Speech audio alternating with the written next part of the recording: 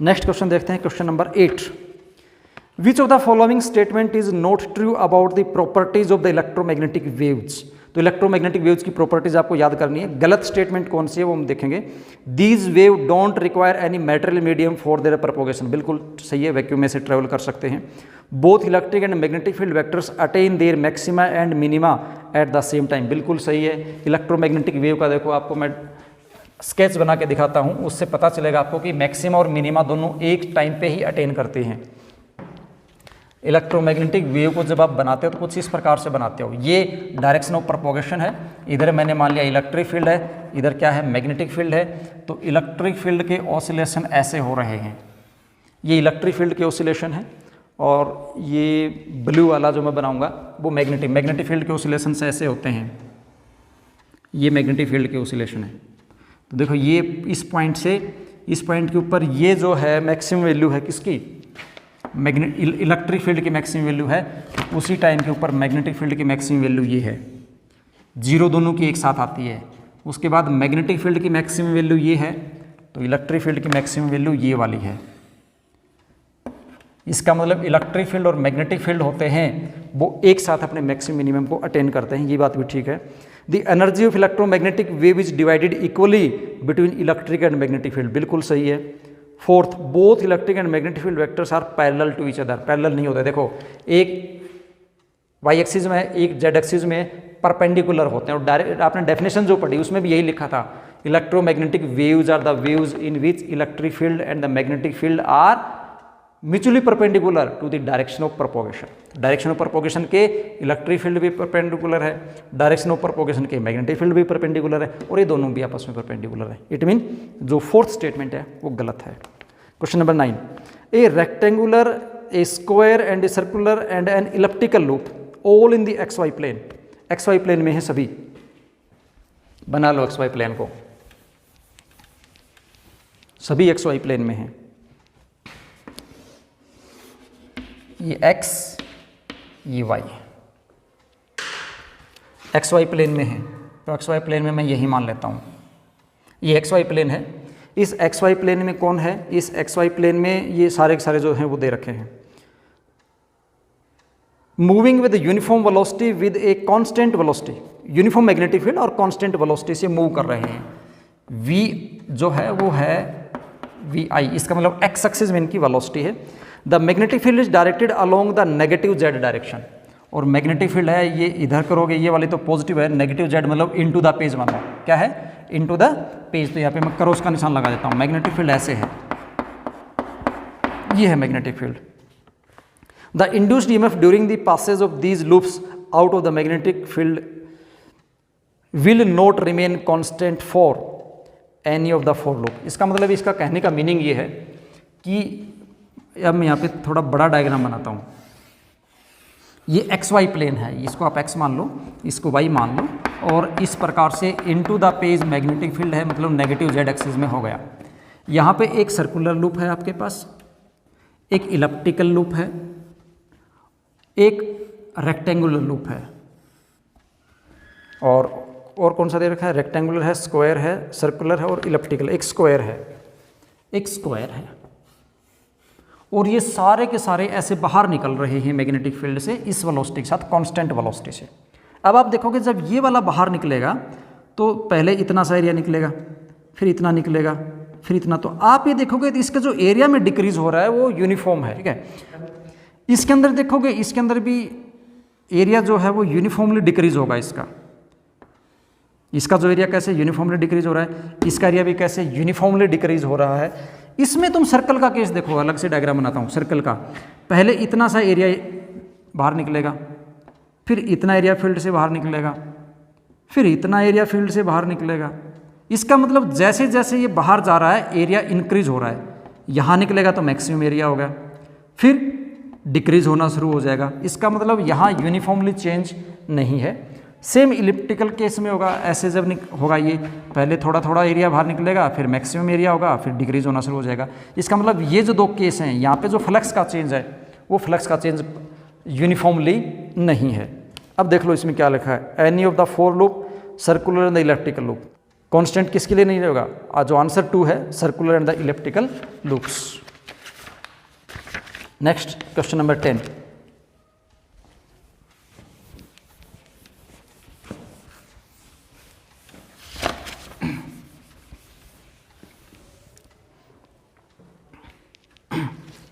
In Young's double slit experiment, the path difference at a certain point on the screen between two interfering waves is 1/8.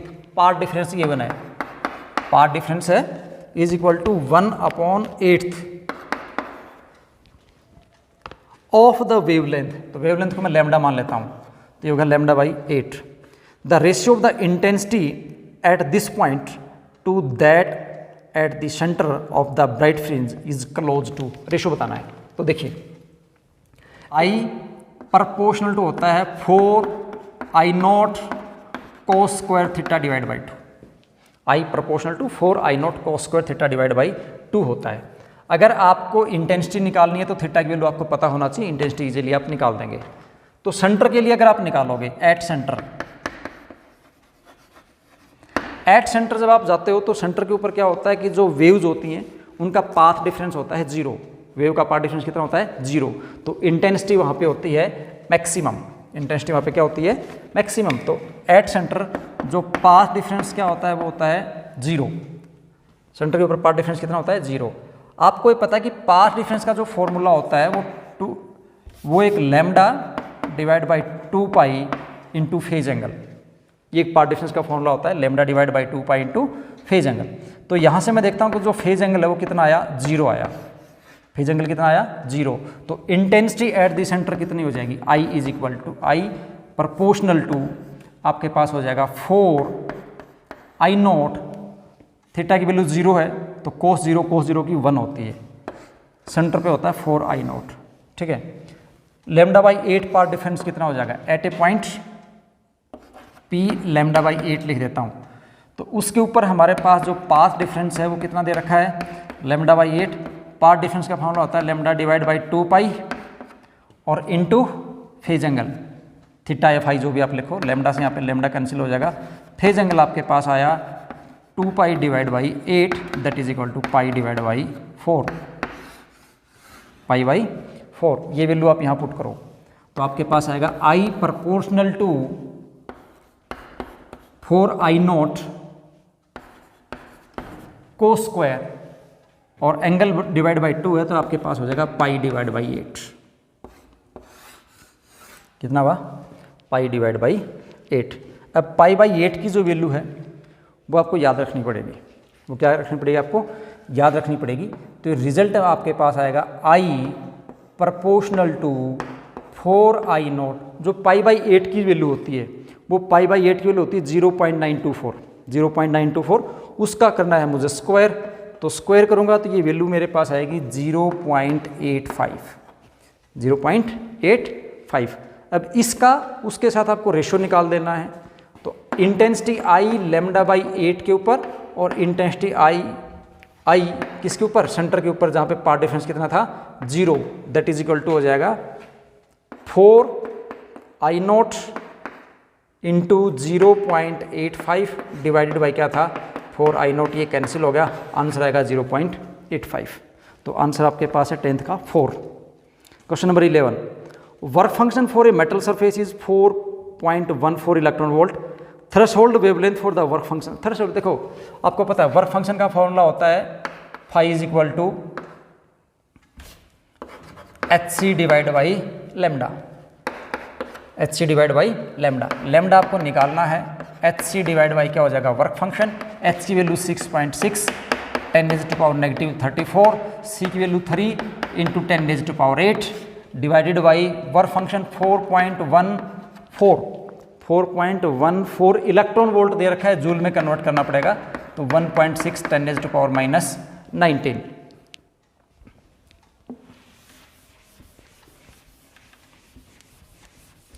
इसको जब आप solve करेंगे, मैंने advance में solve कर लिया टाइम बचाने के लिए. इसको जब आप सोल्व करेंगे तो आपके पास आएगा 2.989 into 10 raise to power minus 7 metre. Angstrom में कन्वर्ट कर लो ये हो जाएगा 2989 into 10 raise to power minus 10 metre. तो इसको मैं क्या लिख दूंगा एंगस्ट्रॉम. मीटर। तो ये आपके पास हो गया 2989 एंगस्ट्रॉम, और आपका आंसर दे रखा है 3000 मतलब उसके नियर बाई वैल्यू है, तो that is equal to 3000 angstrom. Next देखिए, the radius of the inner most electron orbit of the hydrogen atom is, hydrogen atom की रेडियस का फॉर्मूला क्या है? जो बोहर मॉडल था आपके पास, वहाँ से आपने रेडियस निकाली थी, तो उसका फॉर्मूला क्या होता है? तो रेडियस का फॉर्मूला होता है R is equal to R naught N square. R is equal to क्या होता है? R naught N square. R naught radius होती है इनर मोस्ट की, और उसको आप याद कर लो, वो 53 पिकोमीटर होती है। कितनी होती है? 53 पिकोमीटर। अगर किसी क्वेश्चन में आर नोट की वैल्यू ना दे तो आप आर नोट की वैल्यू यूज कर लो 53 पिकोमीटर। ओके, अब देखो 53 पिकोमीटर को यहाँ इसने वैल्यू दे भी रखी है। 53 पिकोमीटर को लिखोगे तो 5.3 इंटू 10⁻⁻11 मीटर लिखी जाएगी, जो करके इसने दे रखी है। किसके लिए? n इज इक्वल टू 3 के लिए। तो आपके पास जो R3 आएगी वो आएगी R नोट। तो R नोट है 5.3 इंटू 10⁻⁻11 n स्क्वायर, कितना हो जाएगा? 9। रिजल्ट इसका आएगा 4।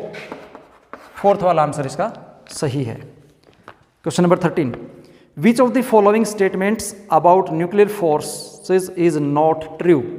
स्टेटमेंट को पढ़ेंगे और उसके अनुसार देखते चले जाएंगे। देखो, nuclear forces between two nucleons falls rapidly to zero as their distance is more than few femtometres. बिल्कुल सही बात है। न्यूक्लियर जो फोर्स होता है वो 10⁻⁻15 मीटर तक ही अप्लीकेबल है। आपने देखा होगा जो न्यूक्लियस है, न्यूक्लियस के अंदर प्रोटॉन्स होते हैं जो पॉजिटिवली चार्ज्ड हैं, और उसके बीच में क्या है? न्यूट्रॉन्स हैं। तो ये जो प्रोटॉन्स एक दूसरे को रिपल नहीं करते न्यूक्लियस में, उसका रीजन वो न्यूक्लियर फोर्सेज ही हैं। तो न्यूक्लियस के अंदर तो अट्रैक्टिव है, लेकिन आप देखते हो जैसे न्यूक्लियस से बाहर हम जाते हैं तो पॉजिटिव चार्ज मतलब प्रोटॉन एक दूसरे को रिपल करते हैं, तो मतलब वहाँ पे न्यूक्लियर फोर्स खत्म हो गया। स्टेटमेंट 1 तो बिल्कुल सही है। The nuclear forces is much weaker then the coulomb force, ये तो गलत है। इस नेचर के सबसे स्ट्रोंगेस्ट फोर्स अगर कोई है तो वो न्यूक्लियर फोर्स है, और सबसे वीकेस्ट फोर्स है वो ग्रेविटेशनल फोर्स है। दोनों फोर्स याद कर लो। स्ट्रोंगेस्ट फोर्स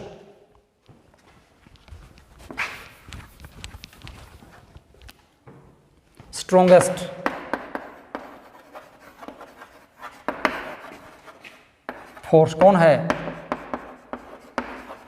न्यूक्लियर फोर्स है। न्यूक्लियर फोर्स स्ट्रोंगेस्ट है। विकर कौन है? ग्रेविटेशनल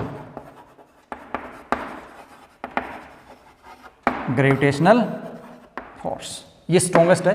तो इसका मतलब जो स्टेटमेंट नंबर 2 है वो ट्रू नहीं है। Question number 14,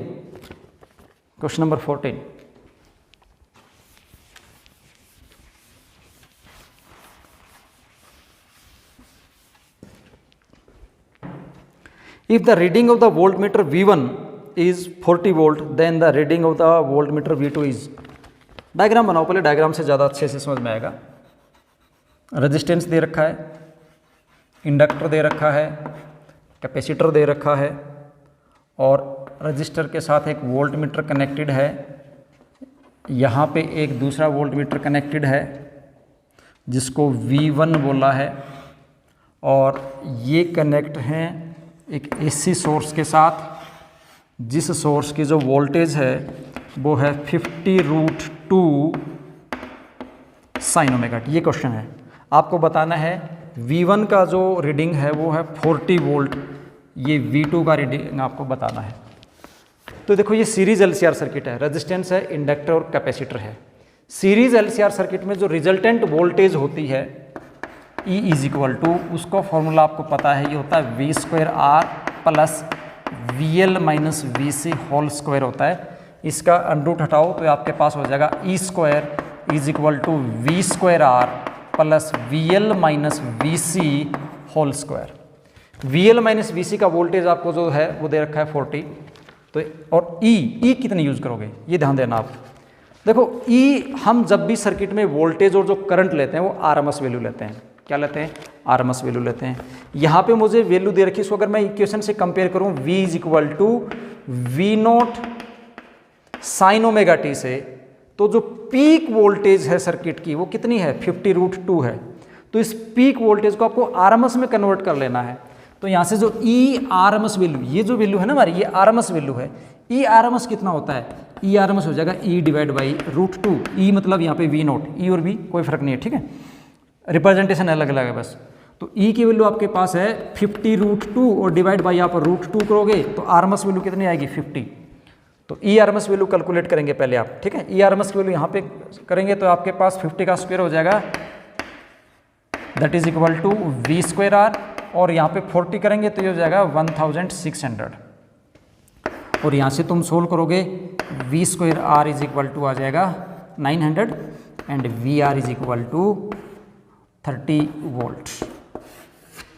VR is equal to 30 volt.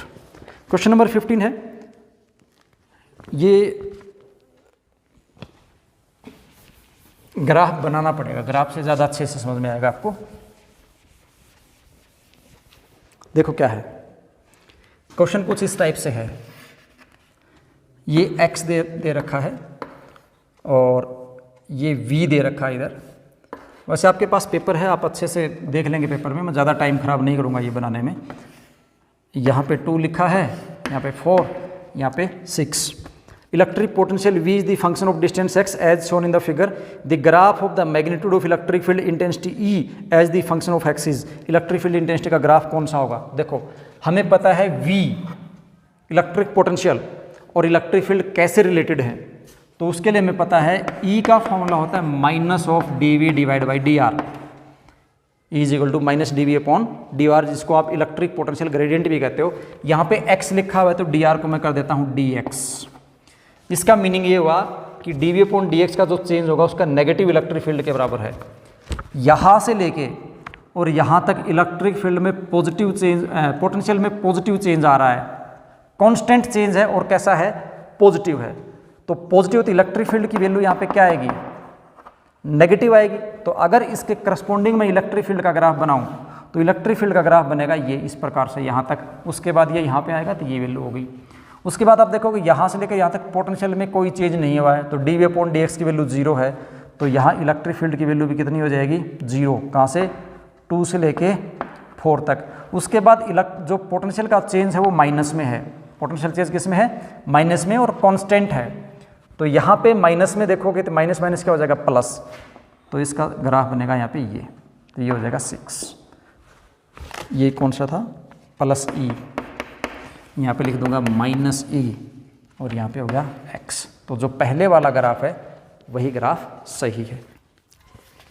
Question number 16 देखिए, 2 statements are given, one labelled assertion and another labeled reason.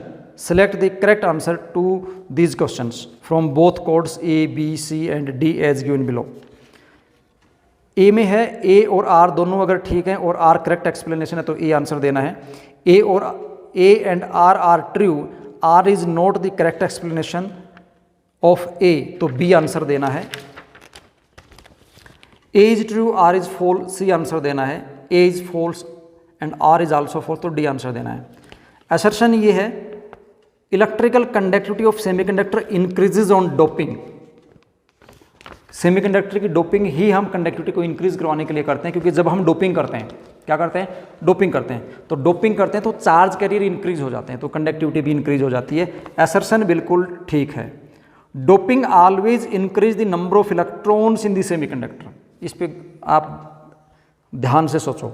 बोलता है कि डोपिंग से सिर्फ इलेक्ट्रॉन की वैल्यू इंक्रीज होती है या इलेक्ट्रॉन की कंसंट्रेशन है वो इंक्रीज होती है। एक्चुअली जब हम डोपिंग करते हैं तो देखो आपको पता 2 टाइप के होते हैं, एक पी टाइप का होता है और एक अन टाइप का होता है। तो अन टाइप में जब डोपिंग करते हैं तो इलेक्ट्रॉन्स बढ़ते हैं, डोपिंग करते हैं पी टाइप सेमीकंडक्टर बनता है तो होल्स की वैल्यू इंक्रीज होती है। तो इसका मतलब ये हुआ कि ओनली इलेक्ट्रॉन्स इंक्रीज नहीं होते, electron and hole both increase होते हैं। तो इसका मतलब रीजन गलत है, असर्शन ठीक है, सी वाला आंसर आएगा। क्वेश्चन नंबर 17, असर्शन रीजन के मैंने इसके कुछ वीडियो भी बना रखे हैं, डिस्क्रिप्शन बॉक्स में लिंक भी होगा, आई बटन पे भी आप क्लिक करके देख सकते हो। असर्शन रीजन आपके लिए ज़रूरी हैं और उनकी प्रैक्टिस जब करेंगे तो आपको पता। कुछ बच्चे ऐसे बोलते हैं कि सर असर्शन रीजन को कैसे सॉल्व करें, क्योंकि कन्फ्यूजिंग लगता है उनको, असर्शन और रीजन दोनों एक जैसे ही लगते हैं। तो उसका एक प्रॉपर वे है कि कुछ असर्शन रीजन की आप प्रैक्टिस करें और जो टॉपिक है उसको टॉपिक को, जिस बच्चे ने टॉपिक अच्छे से समझा है ना वो असर्शन रीजन इजीली कर देगा, उसके लिए मुश्किल नहीं है। तो आपको टॉपिक अच्छे से समझना जरूरी है असर्शन रीजन को सोल्व करने के लिए। क्वेश्चन नंबर 17, असर्शन को पढ़िए आप ध्यान से। In the interference pattern observed in young double slit experiment, if the separation d between the coherent sources as well as the distance d on the screen from the coherent sources both are reduced to 1/3, then the new fringe width remain the same। fringe width का formula लिखो आप, beta क्या होता है, lambda capital D divide by small D. Diagram बनाता हूँ अच्छे से समझ में आएगा। ये सोर्स है, ये दो स्लिट्स हैं, ये स्क्रीन है, ये वाली डिस्टेंस कैपिटल डी होता है, दो स्लिट्स के बीच की डिस्टेंस स्मॉल डी होती है, लैम्डा लाइट की वेवलेंथ है। तो अगर दोनों को आप 1/3 करोगे तो बीटा के ऊपर कोई चेंज नहीं आएगा। इसको भी आप 1/3 डिक्रीज कर दो, इसको भी 1/3 डिक्रीज कर दो तो बीटा में कोई चेंज नहीं आएगा। तो असर्शन तो बिल्कुल ठीक है। फिर बोलता है fringe width is proportional to, reason में क्या बोल रहा है, fringe width beta proportional to small D by capital D है। आप यहाँ देखते हो fringe width proportional to capital D by small D है, इसका मतलब रीजन गलत है। तो आंसर क्या आएगा, आंसर आपका आएगा A is true R is false. Question number 18, photo electrons produced by the monochromatic light beam incident on metal surface have separate in their kinetic energies. Meaning समझिए, ये बोलता है कि ये कोई मेटल सरफेस है, ये मैंने मेटल सरफेस निकाल लिया और इसके ऊपर कोई मैंने लाइट बीम डाला जिसकी कोई भी एनर्जी अच्छी है अपॉन लैम्डा मैंने एनर्जी मान ली। तो बोलता है यहाँ से जितने भी फोटोन्स निकलेंगे, फोटो इलेक्ट्रॉन्स निकलेंगे, जितने भी फोटो इलेक्ट्रॉन्स निकलने वाले हैं वो separate in their kinetic energy होंगे, सभी की काइनेटिक एनर्जी सेम नहीं होगी। बिल्कुल सही बात है, सभी की काइनेटिक एनर्जी सेम नहीं होगी। क्यों नहीं होगी, उसका रीज़न ये है क्योंकि एवरी इलेक्ट्रॉन जो होगा वो सेम एनर्जी गेन नहीं करेगा। कैसे गेन नहीं करेगा, आप कह सकते हो कि सर सेम मेटल है, सेम एनर्जी आई तो एनर्जी तो सभी की सेम होनी चाहिए, बट एक्चुअली ऐसा नहीं होता है। तुम सोच के देखो, ये इतनी बड़ी मेटल थी, ये अलग अलग लेयर्स हैं, अलग अलग लेयर्स हैं, ठीक है। ये एनर्जी इसको पेनिट्रेट करती है। कुछ इलेक्ट्रॉन सरफेस से निकलते हैं, कुछ इलेक्ट्रॉन कहाँ से निकलते हैं, सरफेस से, कुछ इनर वाली लेयर से निकलते हैं। तो जो इनर वाली जो लेयर से इलेक्ट्रॉन्स आएंगे वो बाहर निकलेंगे, तो जैसे इस लेयर का इलेक्ट्रॉन बाहर निकलेगा तो यहाँ वाले इलेक्ट्रॉन से यहाँ वाले इलेक्ट्रॉन से उसका कोलिजन होने वाला है। और वैसे भी इसको एनर्जी कम मिली क्योंकि कुछ एनर्जी यहाँ पे अब्जॉर्ब हो जाती है तो इसको यहाँ कम एनर्जी मिलती है। और दूसरी बात, जब ये बाहर निकलता है तो भी इसकी एनर्जी लॉस्ट हो जाती है कुछ कोलिजन में। इसका मतलब ये हुआ कि इस काइनेटिक एनर्जी कम होगी किसके कंपैरिजन में, जो सरफेस से निकला था उसके कंपैरिजन में, ठीक है। तो सभी इजेक्टेड इलेक्ट्रॉन्स की एनर्जी सेम नहीं होती। तो जो असर्शन था तो वो तो बिल्कुल ठीक था। रीजन क्या है, the energy of the electrons emitted from the inside the metal surface is lost in collision with other atom in the metal. ये रीजन भी ठीक है, तो असर्शन और रीजन दोनों ठीक है, तो इसका आंसर क्या आएगा, ए। ओके, ये हमने जो ऑब्जेक्टिव टाइप क्वेश्चन थे 18 क्वेश्चन थे वो हमने सोल्व कर लिए हैं। नेक्स्ट आता है सेक्शन बी। तो जो नेक्स्ट वीडियो आएगा उसके अंदर हम सेक्शन बी को सोल्व करेंगे, तब तक आप इसको सोल्व करें और जल्द ही आपको सेक्शन बी का वीडियो मिल जाएगा।